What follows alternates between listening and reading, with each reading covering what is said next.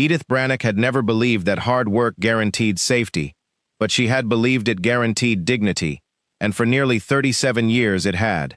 Her father had taught her to read grain prices before she could properly write her own name. Her mother had taught her to stitch torn coats until the seams disappeared, and together they had taught her that every building, every wagon, every weathered fence had once been someone's dream before it became someone else's burden. Their farm rested on the outskirts of Alder Crossing, a modest settlement nestled among the rolling oak hills of western Missouri during the closing years of the 19th century, where stagecoaches still rattled over dusty roads, even as whispers of expanding railroads promised to leave old routes behind forever. It was not a grand place, but it carried honest people, and honest people carried it in return. Every sunrise smelled of dew resting on hay, every evening carried wood smoke drifting lazily from stone chimneys, and every season arrived with work that no one questioned, because survival had never learned another language. Edith grew into the kind of woman who spoke little, yet noticed everything. She remembered which widow's roof leaked each spring before anyone mentioned it. She remembered which child hid extra biscuits in his pockets because his father drank away wages before winter came. She remembered old veterans whose hands trembled whenever distant thunder echoed across the hills because storms sometimes sounded too much like forgotten battles. Such observations never made her wealthy, but they quietly stitched her into the life of the town until people stopped thinking of her as merely Edith, and instead thought of her as someone who could always be counted upon when strength was needed. Her father often repeated that a person's greatest inheritance was not land or livestock, but the trust of neighbors, because trust could outlast drought, sickness, and even fire if it had been earned honestly. She carried those words with her through every passing year. When harvests were abundant, she worked alongside families whose own crops had failed. When floods washed away fences, she repaired them before repairing her own. During bitter winters, she baked loaves from the last sacks of flour in her pantry and quietly left them on porches before dawn, so no one would know who had given them. She asked for nothing in return, because kindness, she believed, lost something precious the moment it expected applause. Years rolled gently forward, marked less by calendars than by seasons of planting and gathering. Children became adults, horses slowed with age, trees widened until three people together could barely wrap their arms around the trunks. Then illness entered her household without invitation. It began with her father's cough, dry at first, then deep enough to bend him over beside the well each morning. Doctors traveled rarely through that region, and medicines cost more than struggling farmers could spare. Edith worked longer hours to compensate while her mother cared for him, yet strength leaked from the household like water through cracked barrels. Before another spring arrived, her father passed quietly beneath the same quilt his wife had sewn decades earlier. The silence he left behind felt heavier than any sound. Her mother endured another 4 years before grief and age finally settled beside her permanently. By then, the farm belonged solely to Edith. She could have sold it while prices remained respectable, but leaving felt impossible. Every fence post carried fingerprints of those she loved. Every apple tree had been planted by hands, now resting beneath simple stone markers overlooking the valley. So she remained, believing persistence could overcome loneliness, just as it had overcome every other hardship she had ever witnessed. For a time, persistence seemed enough. Then seasons changed in ways no one expected. The railroad reached neighboring counties, drawing merchants, travelers, and freight away from the old stagecoach roads. Businesses closed. Families packed belongings into wagons heading west, or toward growing cities, where factories promised wages instead of uncertain harvests. Alder Crossing shrank slowly, not through disaster, but through quiet absence. Windows darkened one by one, until entire streets looked as though they had fallen asleep without intending to wake. Still, Edith stayed, refusing to measure a place by the number of people remaining, instead of the memories still rooted there. She repaired broken tools others abandoned. She gathered unused lumber from collapsing sheds before weather claimed it entirely. She believed forgotten things deserved another chance, because forgotten people certainly did. Few realized how much that habit would matter before long. The old stagecoach depot at the northern edge of town had become one of those forgotten places. Once alive with shouting drivers, impatient passengers, and the constant clatter of horseshoes striking packed earth, it now stood empty beneath sagging rafters, while weeds pushed through cracked stone foundations. Children whispered that ghosts waited behind its dusty ticket window. Adults simply looked away, embarrassed by another reminder that time always collected its debts. Edith occasionally paused beside the depot on trips into town, brushing dust from the weathered sign with her fingertips, imagining the voices that had once echoed beneath its roof. She noticed details others ignored, hinges that still moved despite rust, oak beams cut from timber no longer found nearby, carved initials hidden beneath the counter, where some young clerk had once dreamed of adventures beyond the horizon. Buildings, she often thought, remembered people better than people remembered buildings, and perhaps that was why they deserved mercy before demolition.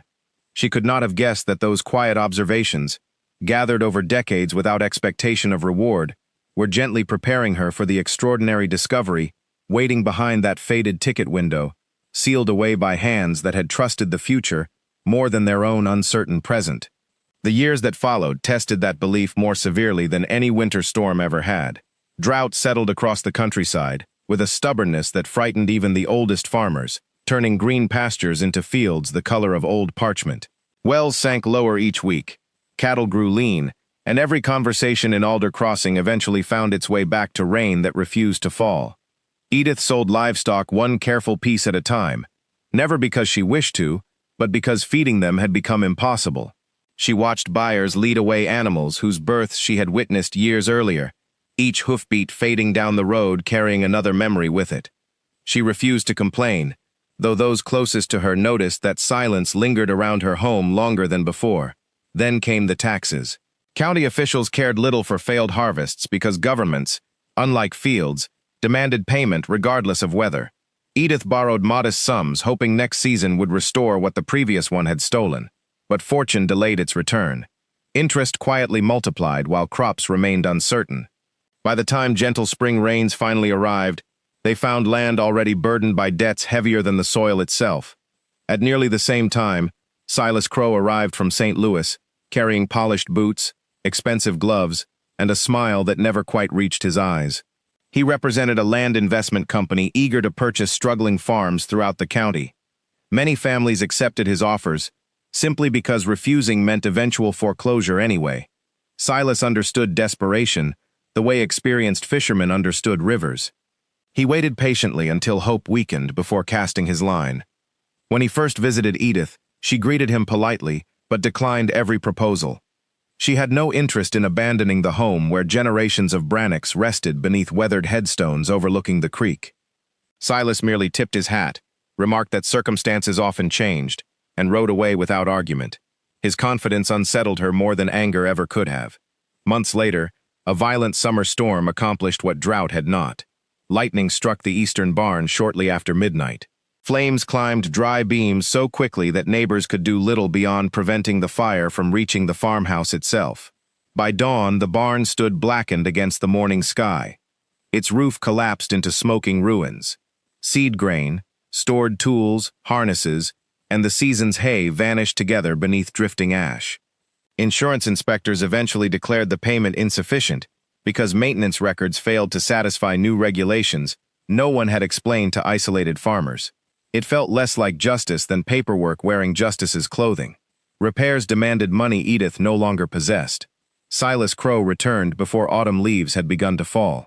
This time he did not ask whether she wished to sell.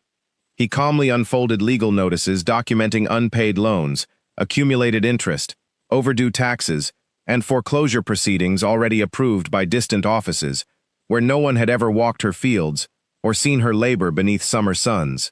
The law stood firmly behind every document resting inside his leather case. Neighbors argued on her behalf, but sympathy held little authority against signatures and official seals. Edith packed her belongings into 3 wooden trunks, keeping only clothing, family photographs, her mother's sewing kit, several books, and the worn pocket Bible that had accompanied her father through every planting season of his life. She paused before leaving each room, touching walls polished smooth by decades of familiar hands. She whispered quiet gratitude instead of farewell, because gratitude hurt less. When she closed the farmhouse door for the final time, the sound echoed across the empty yard with startling finality.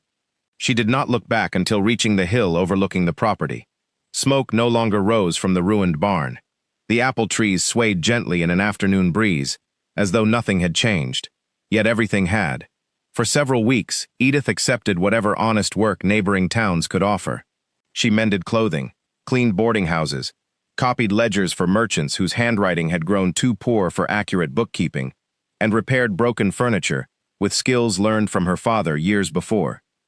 Each evening, she counted her coins carefully, spending only what necessity demanded. Pride had left her long ago, replaced by a quieter companion called endurance. Eventually, those scattered jobs became scarce as well. More families struggled, meaning fewer could afford even modest help. She rented a tiny room above an aging blacksmith shop, whose owner charged almost nothing because he remembered her father's kindness decades earlier. There she watched winter settle over Alder Crossing through a narrow window coated with frost. One evening she emptied every coin from her small cloth purse onto the table. $7 remained. Not $7 after rent or after food. Simply $7. Enough to survive briefly if spent cautiously. Not enough to begin again by ordinary means. The following morning, an announcement spread through town that the abandoned stagecoach depot would be sold at county auction, merely to remove it from neglected tax records. No merchant expressed interest. The roof leaked. The platform sagged. Travelers no longer arrived by stagecoach, and no sensible investor would purchase a building whose purpose had disappeared years earlier. Men laughed that someone might buy a collection of rotten boards and mice. Edith listened without joining the conversation.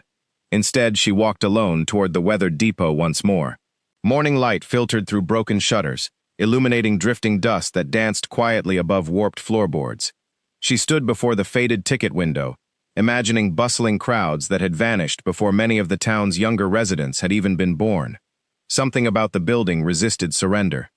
Though abandoned, it still seemed to wait patiently, as though convinced its story had not yet reached the final page.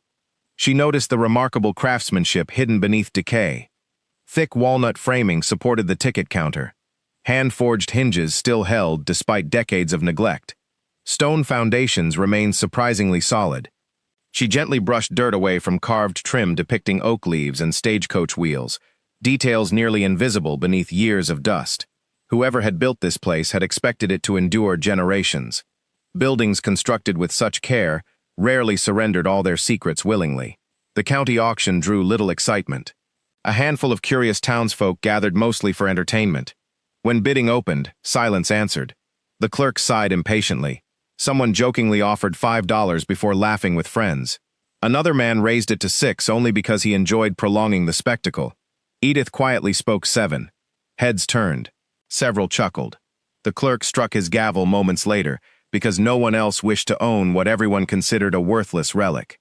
By afternoon, she stood holding the deed to an abandoned stagecoach depot purchased for $7, uncertain whether she had rescued the building or condemned herself to another impossible burden. Yet as she unlocked the swollen front door and stepped inside carrying only a lantern, a broom, and stubborn hope, none of us could have imagined that hidden only a few feet away, behind the dusty ticket window where thousands of strangers had once exchanged coins for journeys across the frontier, rested a forgotten ledger whose carefully written pages had waited nearly 30 years for exactly the woman who believed forgotten things still deserved another chance.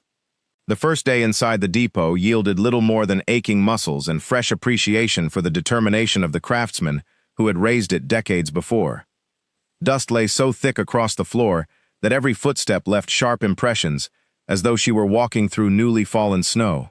Spider webs stretched from rafters to window frames like abandoned lace curtains, and every sweep of her broom filled shafts of sunlight with drifting clouds that glimmered before settling once more upon forgotten corners.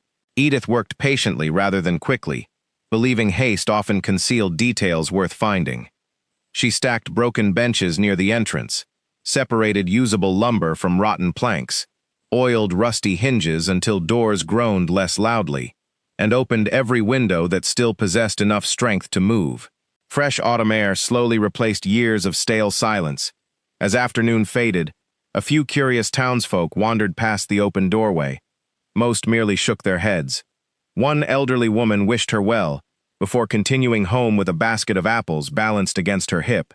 Two boys offered to help carry debris outside, in exchange for fresh biscuits someday, an arrangement Edith accepted with a smile.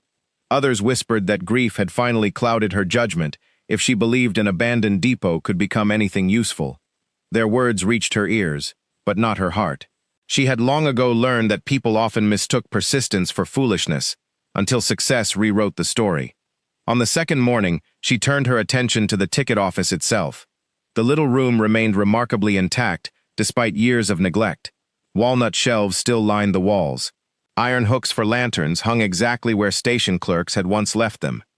Tiny square pigeonholes used for correspondence and schedules remained filled with yellowed scraps of paper, whose ink had nearly vanished beneath time.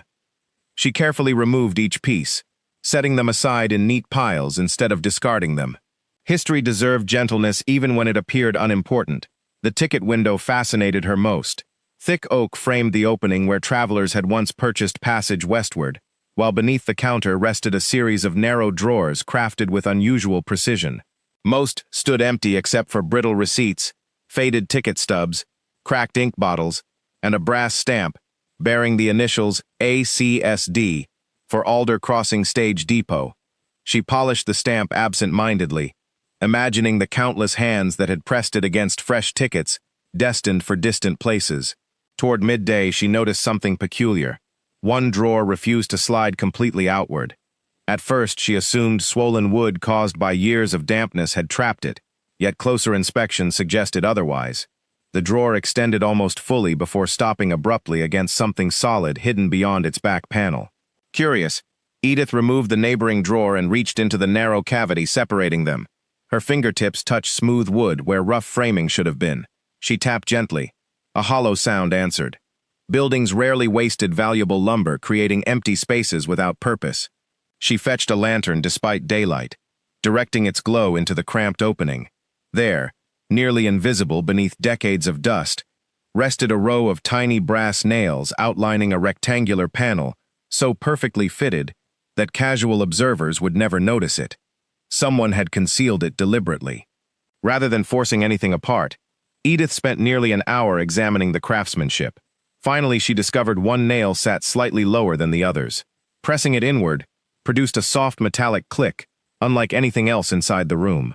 The hidden panel eased forward no wider than a finger before stopping. Her pulse quickened. She carefully widened the opening until a shallow compartment appeared behind the ticket window. Inside lay a small cedar box wrapped in oilcloth browned with age. No jewels sparkled, no gold coins spilled across the floor. Only the box, patiently waiting in darkness untouched for decades. Even before opening it, Edith sensed that whoever had hidden it expected someone trustworthy rather than fortunate to become its finder. The cedar lid resisted briefly before yielding with a dry sigh. A faint scent of old wood and cedar oil escaped, preserved despite the passing years. Inside rested a leather-bound ledger tied with faded blue ribbon, several folded letters sealed with brittle wax, a tarnished silver pocket watch that had long since stopped ticking, and a hand-drawn map carefully rolled beneath everything else. The ledger drew her attention immediately. Its cover bore no title, only the initials E.H., pressed deeply into dark leather. She untied the ribbon and opened the first page. The handwriting astonished her. Every entry appeared meticulous, elegant, almost artistic. Dates stretched back nearly 30 years to the depot's busiest days. At first, the pages resembled ordinary business records, listing ticket sales, freight charges, and deliveries. Yet after several pages, the writing changed.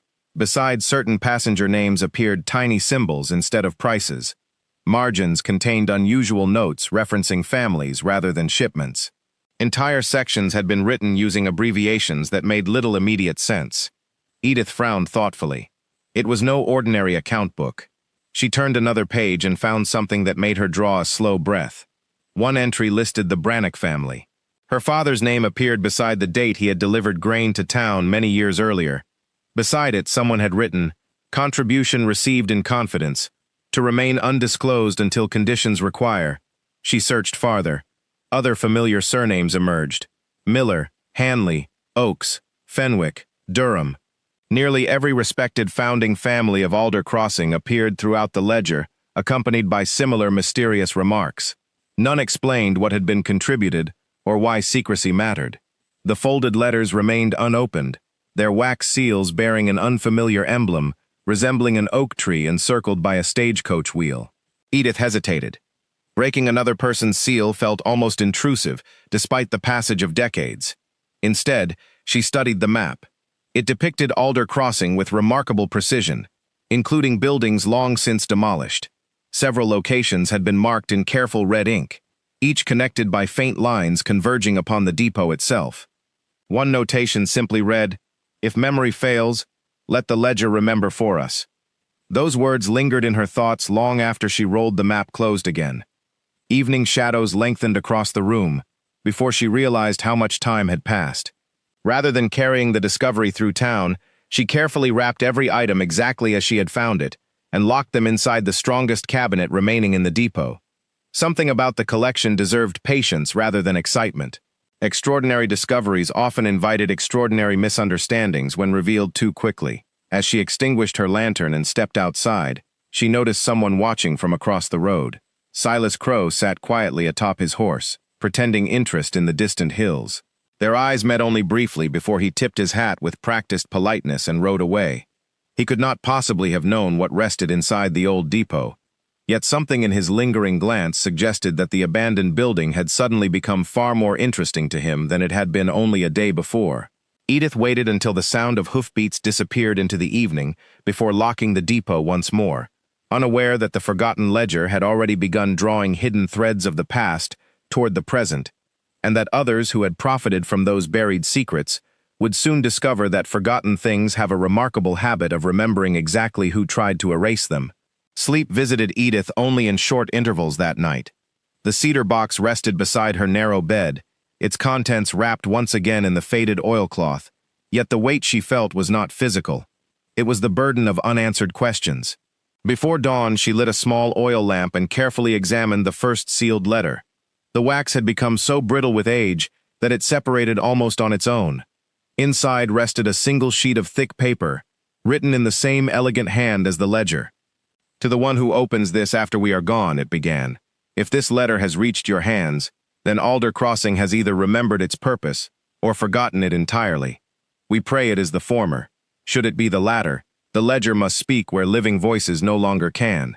There was no signature at the bottom, only the initials EH, and the familiar emblem of the oak tree encircled by a stagecoach wheel. Edith continued reading with growing astonishment. The writer explained that during the prosperous years of the stagecoach routes, several founding families had secretly created a community trust. Instead of allowing wealthy speculators from distant cities to purchase land surrounding Alder Crossing, each family quietly contributed money, deeds, mineral rights, timber claims, and parcels of unused property into a shared fund intended to protect future generations. The trust had never been announced publicly because its founders feared corruption and political interference. Everything had been recorded only inside the hidden ledger. Trustees were meant to pass responsibility quietly, from one generation to the next. Then came an outbreak of fever nearly 30 years earlier that claimed several trustees within a single season. Before new guardians could be appointed, the depot manager who safeguarded the records died unexpectedly. The hiding place remained known only to him. The trust vanished from memory while the town slowly declined, leaving countless properties to be claimed by outsiders who believed no legal records existed. Edith's hands trembled slightly as she turned another page. The names of every contributor appeared again, including her own father. Beside each contribution stood careful descriptions of land boundaries, water rights, grazing agreements, orchards, timber reserves, and mineral deposits that no one in town had spoken about for decades. Her father had donated far more than grain. He had transferred the ownership of a limestone spring north of Alder Crossing into the trust because he believed clean water should never belong to a single family. Others had done the same with mills, bridge tolls, ferry crossings, and grazing fields. Alone, none of the gifts seemed extraordinary. Together, they represented nearly everything that had once allowed the town to flourish. Edith suddenly understood why Silas Crow had appeared outside the depot the previous evening. He may not have known about the ledger itself, but someone with his experience likely understood that abandoned records sometimes carried forgotten value. She decided to speak with the oldest remaining resident in Alder Crossing before approaching anyone else. Elias Whitcomb lived in a weather-beaten cottage overlooking the river. At 86 years of age, his hearing had faded, but his memory remained astonishingly sharp. When Edith carefully placed the ledger before him, his weathered face lost its color. For several long moments he said nothing. Finally, he reached trembling fingers across the worn leather cover and whispered, "I thought this had been burned." He explained that as a young stable boy, he had once overheard depot employees discussing a hidden record meant to preserve the town from greedy investors. Adults had dismissed his questions, and after the fever epidemic, no one ever mentioned it again. Most assumed whatever records existed had disappeared forever. Elias examined several pages before nodding slowly. "These are genuine," he murmured. "I recognize the handwriting of Edwin Holloway. He managed the depot when I was just a lad. Honest man. Honest enough to carry secrets heavier than money." Together, they studied the map spread across his kitchen table. Elias pointed toward several marked locations that no longer appeared on modern county surveys. "These aren't empty fields," he said quietly. "They're the old limestone quarry, the spring, the abandoned sawmill, and the river crossing.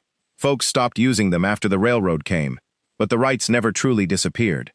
Edith began to understand the extraordinary implications. If the trust remained legally valid, then much of what had quietly been acquired over the years by speculators, including several purchases made by Silas Crow's company, might rest upon incomplete or mistaken ownership records. Yet she felt no excitement over wealth. Instead, she thought about the struggling families still living in Alder Crossing, the boarded storefronts, the neglected schoolhouse, and the children who believed leaving town was the only future available to them. Perhaps the founders had hidden the ledger not to create riches for one fortunate finder, but to protect everyone who still believed the town deserved another beginning. As she carefully wrapped the ledger once more, Elias looked toward the old depot standing beyond the distant trees and smiled for the first time in many years. "Sometimes," he said softly, "the Lord lets history sleep until the right pair of hands is ready to wake it." If this story has touched your heart so far, remember to like this video, subscribe to Berry Tales, and share it with someone who still believes that forgotten places and forgotten people can hold extraordinary hope waiting to be discovered. The news spread through Alder Crossing far more quickly than Edith intended. She had spoken only with Elias Whitcomb, yet small towns possessed a way of carrying whispers from one porch to another before sunset. By the following afternoon, people passing the depot slowed their wagons to glance toward the weathered building, wondering why lamps now burned inside after decades of darkness. Some hoped the old place might finally live again. Others feared that forgotten business rarely returned without stirring old disagreements. Edith refused to display the ledger publicly until she understood every page. Instead, she devoted long hours to copying its contents into fresh notebooks so the fragile original would not suffer needless handling. The deeper she read, the more extraordinary the story became. The trust had not merely protected property. It had quietly funded widows after harsh winters, purchased seed grain during failed harvests, paid school teachers when taxes came up short, and repaired bridges after floods washed them away. None of the assistants had ever carried the names of the donors. Pride had been carefully removed from every generous act. The founders believed that charity worked best when gratitude flowed toward the community, rather than toward individuals seeking recognition. Then one evening, Edith reached a section near the back of the ledger that had been written in noticeably darker ink. Unlike earlier pages filled with careful accounting, these entries described meetings between the trustees during the final months before the fever epidemic. Repeatedly, one name appeared beside urgent notes: Horace Bellamy. Edith did not recognize it immediately, but Elias did when she visited him again. His expression hardened. "Bellamy," he muttered. "I'd nearly forgotten him. Banker. Clever fellow. Too clever." Elias explained that Horace Bellamy had served briefly as legal advisor to the trust decades earlier. He possessed enough knowledge of land records to understand precisely what the hidden holdings were worth. Shortly before the epidemic swept through Alder Crossing, rumors spread that someone had been quietly attempting to purchase trust properties through distant agents, using false ownership claims. Before accusations could be proven, illness claimed several trustees, Bellamy disappeared from the county, and the surviving records vanished with the depot manager. The investigation simply faded away, as families struggled to survive. Edith compared Bellamy's surname with documents she had received during the foreclosure of her farm. A chill settled over her. One of the legal firms representing Silas Crow's investment company bore a familiar name: Bellamy and Crow Land Holdings. Horace Bellamy's descendants had inherited not only his business, but perhaps also his unfinished ambitions. Suddenly, Silas Crow's repeated interest in abandoned properties no longer seemed accidental. He had been buying forgotten parcels whose ownership histories had grown uncertain over generations. Without the hidden ledger, no one could challenge many of those claims. Yet if the trust remained legally intact, the foundation beneath countless transactions might begin to crumble. Edith understood immediately that this discovery could ignite years of expensive court battles if handled carelessly. She wanted no revenge. She wanted the truth preserved, without destroying the lives of ordinary families who had unknowingly purchased land in good faith. That distinction mattered deeply to her. She spent several evenings studying county archives, preserved inside the aging courthouse. Dust-covered shelves held tax rolls, survey maps, probate records, and handwritten deeds stretching back almost half a century.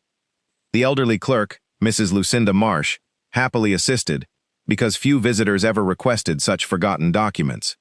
Piece by piece, a remarkable pattern emerged. The trust had never been legally dissolved. No court had declared it invalid. It had simply disappeared from public memory because the governing records had been lost.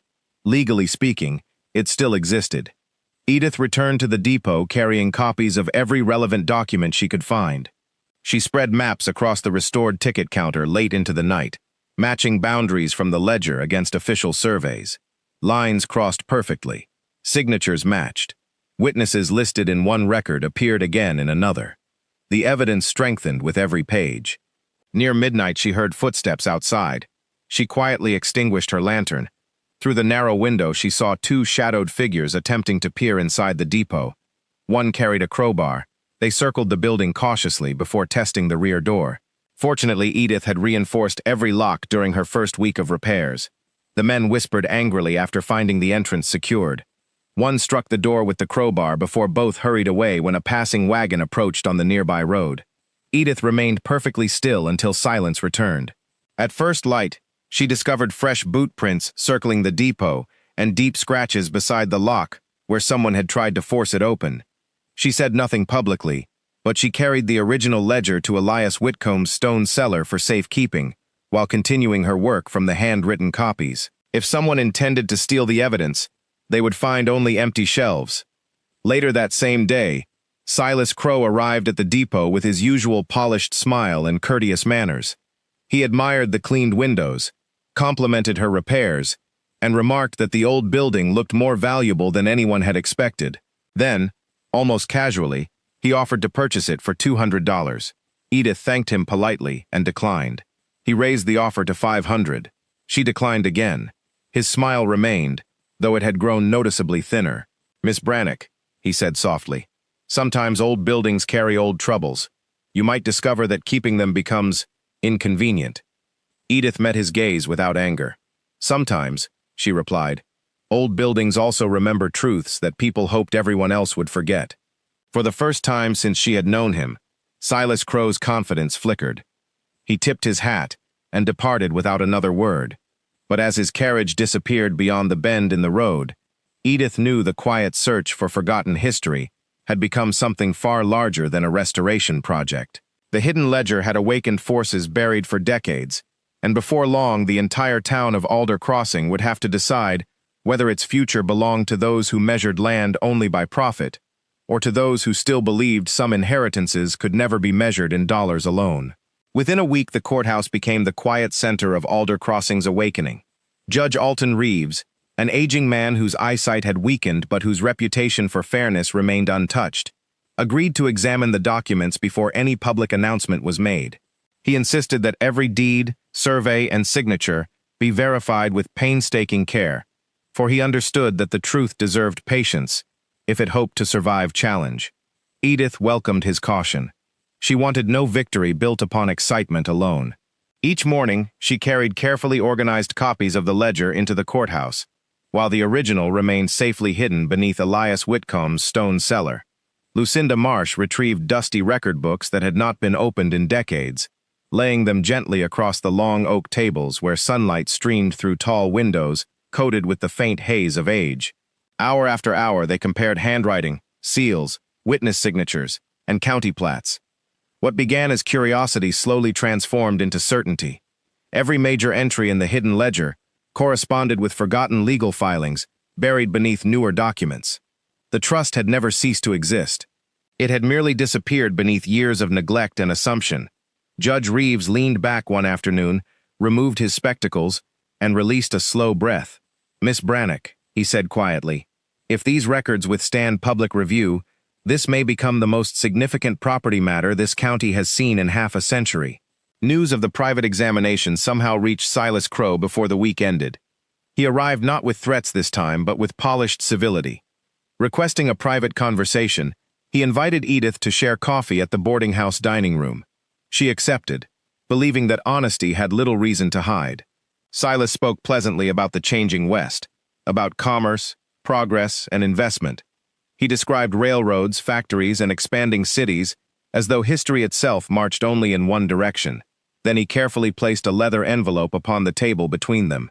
Inside rested a bank draft large enough to purchase several farms. "Walk away," he said almost gently. "Turn over whatever records you've found. I'll restore your old property, add enough money for comfort, and no one in town need endure years of legal confusion." Edith studied the draft without touching it. It represented more security than she had imagined possible only weeks earlier. She could rebuild her life, reclaim her farm, and never worry about hunger again. Yet every page of the ledger reminded her that none of the trust had belonged to one individual. It had been created so no single person would ever profit at the expense of the whole community. She folded the envelope closed and slid it back across the table. "If I accepted this," she said calmly, "I'd become exactly the sort of person the founders feared." Silas's pleasant expression disappeared entirely. "You don't understand the forces involved," he replied. "Entire companies rely upon those holdings." Edith answered softly. "Then perhaps they should have been more careful about what they claimed." He left without another word. 2 nights later, flames appeared beneath one side of the depot shortly after midnight. Fortunately, a passing freight driver noticed the smoke before the fire spread beyond a stack of dry weeds piled suspiciously close against the wall. Buckets of water from neighboring homes extinguished the blaze quickly, leaving only scorched siding and blackened earth. The sheriff examined the scene at sunrise and found traces of lamp oil soaked into the weeds. Someone had intended the entire building to disappear before dawn.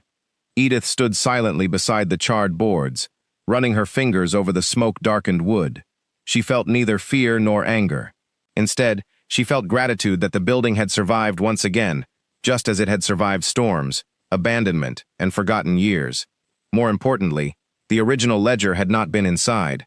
Whoever attempted the fire had destroyed nothing except their own hope of burying the truth forever. The attempted arson stirred something unexpected within the people of Alder Crossing. Families who had remained cautious until then began arriving at the depot carrying tools instead of questions. The blacksmith repaired damaged hinges without accepting payment. Farmers hauled fresh timber from their own woodlots. Carpenters replaced burned siding before the week ended.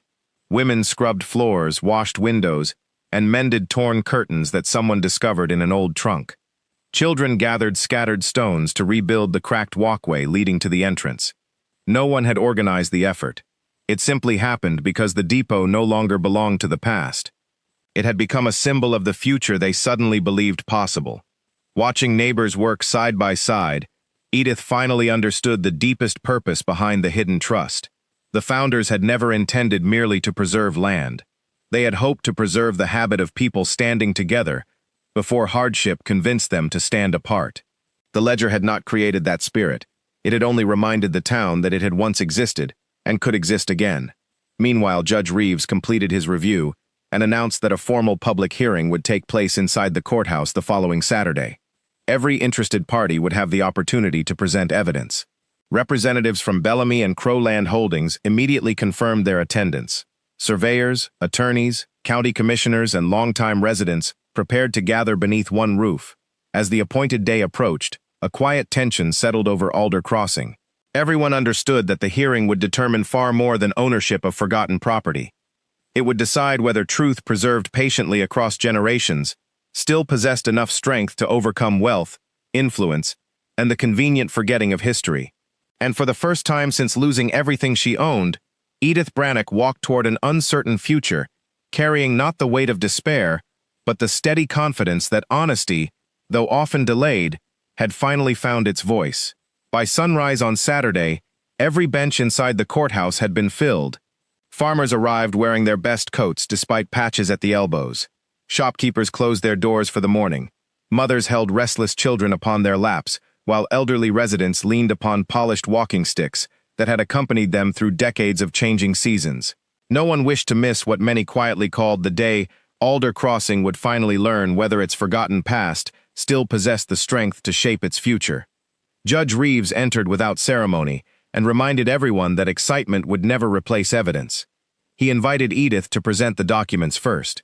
She carried no dramatic speeches into the courtroom, only neatly organized folders, carefully copied maps, certified county records, and the weathered ledger itself. When she placed the old leather book upon the judge's desk, the room fell so silent that the creaking of the courthouse timbers sounded unusually loud. One by one, the documents were examined. Surveyors confirmed property boundaries matched original plats filed decades earlier. Lucinda Marsh produced county archive books verifying signatures and recording dates that perfectly aligned with the ledger's entries. Elias Whitcomb testified about the depot manager Edwin Holloway and the long-forgotten community trust he had once heard discussed as a young stable boy. Though memory alone could not decide ownership, his testimony gave life to records that otherwise might have seemed little more than faded ink upon brittle paper. Then attorneys representing Bellamy and Crow Land Holdings rose to challenge the evidence. They argued that even if the trust had once existed, decades of inactivity rendered it meaningless. They questioned missing witnesses who had long since passed away, and suggested the ledger could not be trusted because it had remained hidden for so many years. Judge Reeves listened patiently before asking whether the company possessed proof that the trust had ever been legally dissolved. They searched through their own documents. None existed. He asked whether any court order had transferred the trust's holdings into private ownership. Again, no record could be produced. Instead, they relied upon assumptions made over generations as forgotten parcels quietly changed hands. Finally, Edith opened the last folded letter from the cedar box. Unlike the others, it bore instructions written across the outside in bold script, to be read publicly should the trust ever be challenged. She handed it to Judge Reeves without opening it herself.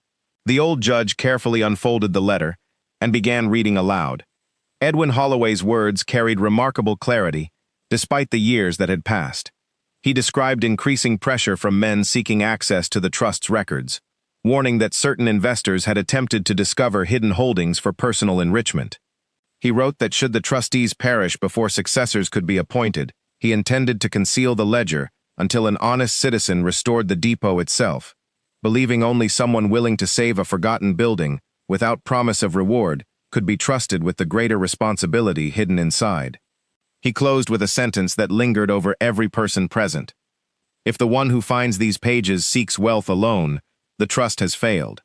If the finder seeks the good of the whole town before themselves, then the trust has fulfilled its purpose exactly as intended. The courtroom remained motionless after the judge finished reading. Even the attorneys opposing Edith seemed reluctant to interrupt the quiet weight those words carried. After several moments, Judge Reeves spoke. His ruling lasted less than 20 minutes, yet it reshaped generations of forgotten history. The Alder Crossing Community Trust remained legally valid. Its surviving assets would be restored under court supervision. Properties acquired unknowingly through honest purchase would be protected wherever possible through negotiated settlements rather than needless dispossession. However, undeveloped lands, mineral rights, water sources, abandoned public holdings, and revenues improperly claimed through incomplete records would return to the trust for the benefit of the town. Bellamy and Crow Land Holdings would surrender substantial claims and provide financial restitution for profits earned from properties shown to belong to the trust. The ruling sought neither revenge nor humiliation. It simply restored what the law had quietly preserved all along. Silas Crow stood perfectly still while the judgment was read. The confidence that had surrounded him for years dissolved beneath the simple force of documented truth. He left the courthouse without speaking to reporters, merchants, or curious townsfolk waiting outside.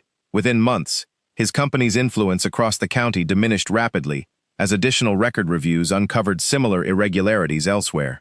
Horace Bellamy's forgotten schemes, carefully built upon missing history, finally collapsed beneath the very evidence his family believed had disappeared forever. Edith accepted no personal ownership of the restored trust. Instead, she proposed a governing council chosen from respected residents, representing farmers, merchants, teachers, craftsmen, and church leaders. The restored revenues repaired the schoolhouse roof before winter arrived. The limestone spring her father had donated decades earlier supplied fresh drinking water through newly laid pipes, reaching homes that had relied upon unreliable wells for years. The abandoned sawmill reopened under community ownership, providing steady work for families who had nearly abandoned the town. Scholarships allowed promising young people to study bookkeeping, engineering, and teaching before returning to strengthen Alder Crossing rather than leaving it behind forever. The old stagecoach depot itself became more than a restored building. Its ticket office transformed into the town archive, where every deed, survey, birth record, and public agreement would remain carefully preserved so that no generation would again lose its own history through neglect. Visitors arriving from neighboring counties often paused before the restored ticket window, surprised to learn that behind it once rested a small cedar box containing nothing more glittering than faded paper. Yet those humble pages had proven more valuable than any chest of gold, because they reminded an entire community that its greatest inheritance had never been hidden beneath the ground, but inside the promises honorable people had quietly made to one another long before anyone thought to write their names into history. Years passed, yet the people of Alder Crossing would often say that the town possessed two birthdays. The first was the day its earliest cabins were raised beside the winding creek, and the second was the quiet autumn morning when a woman with only $7 chose to buy a forgotten stagecoach depot that everyone else had dismissed as worthless. Visitors who arrived expecting dramatic monuments instead found ordinary things cared for with extraordinary devotion. The restored school echoed with the voices of children whose parents no longer felt compelled to leave in search of opportunity. The reopened sawmill filled the valley with the steady rhythm of honest labor. Fresh water from the limestone spring flowed through pumps placed at crossroads, where neighbors gathered not only to fill buckets but to exchange news, laughter, and the simple comfort of familiar company. The depot itself remained the heart of it all. Edith never allowed it to become a museum trapped in memory.